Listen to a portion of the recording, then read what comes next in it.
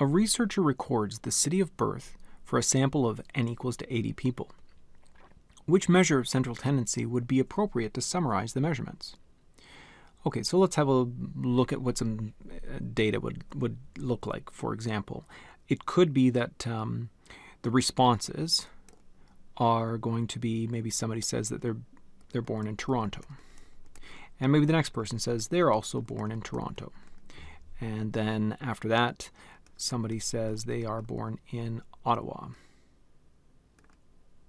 And the next person says that they're born in Barrie. Now, could I take the average, the mean of these, by adding them up and then dividing by 4? No, that makes no sense whatsoever. You can't perform any mathematics on nominal data. And this is nominal data. I'm looking at data here where these simply are just places. They're categories that people fit into. So the mean is out. What about the median? Could I put these into order?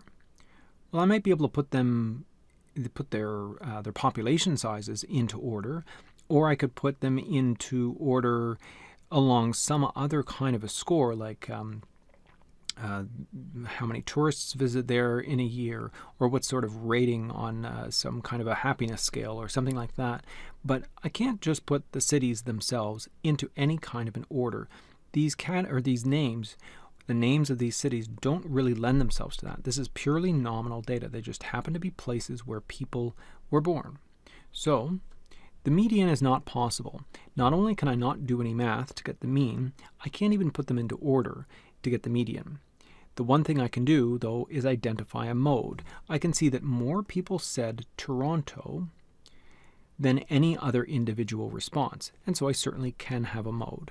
And so the most appropriate measure of central tendency here is the mode C.